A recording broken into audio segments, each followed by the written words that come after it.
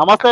తెలంగాణ రాష్ట్రంలో ఏదైతే ఎస్సీ హాస్టళ్లలో పనిచేస్తున్న కార్మికులకు గత జనవరి నెల నుంచి వేతనాలు వస్తలేవని చెప్పి వాళ్ళు నిరాధిక సమ్మె మాత్రం చేస్తున్నారు.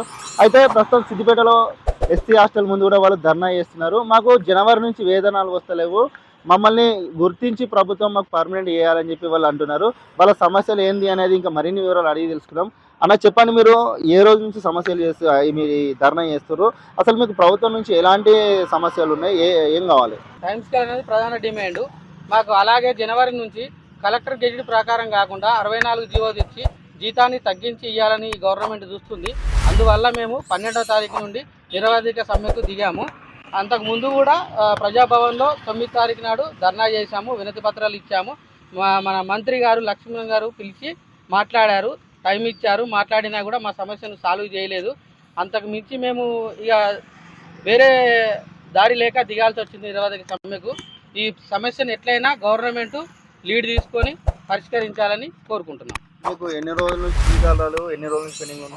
9 నెలల నుంచి, జనవరి 1 నుంచి జీతాలు రావట్లేదు ఇప్పటి వరకు.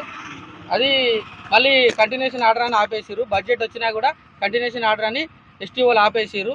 దీనికి కూడా ఒక ప్రాబ్లం అవుతుంది మాకు. మేము టైం స్కేల్ కూడా వైఎస్ రాజశేఖర్ నుంచి అడుగుతున్నాము. ఇక మా ఫైలు కదిలినా కూడా కదలనట్టు కౌన్సిలేట్లో కానీ ఫైనాన్స్లో కానీ రెస్పాన్స్ లేదు. కొంచెం మినిస్టర్ గారు కానీ మన బట్టి విక్రమార్క గారు కానీ ముఖ్యమంత్రి రేవంత్ రెడ్డి గారు కానీ చొరవ తీసుకొని కొంచెం అది సమస్యను సాల్వ్ చేయగలరని కోరుకుంటున్నాం. ఎస్టీ హాస్టల్లో పనిచేస్తాము. ఇప్పటికి 9 నెలలు అవుతుంది మా జీతాలు రాక. 9 నెలల కోలే బయట అప్పులు తెచ్చుకొని మరి పిల్లల్ని ఆదుకుంటున్నాము. దయచేసి మా ప్రభుత్వం మాపై కరుణించి మా జీతాలు మాకు చెల్లించి అలాగే టైం స్కేల్ కూడా ఇవ్వాలని కోరుకుంటున్నాం. మాకు ఎట్లా అంటే చాలా ఇబ్బంది ఉంది. ఇప్పుడు ఎటు పోవాలన్నా పైసా కావాలి, పైసా కావాలంటే జీతం రావాలి. ఈ జీతం లేక 9 నెలల వల్ల మస్తు ఇబ్బంది పడుతున్నాము. ఎట్లా అంటే మన బయట అప్పులు తెచ్చుకొని మరి ఇబ్బందులు పడకుండా హాస్టల్లో పనిచేస్తున్నాము. అయినా కూడా జీతాలు రావట్లేదు.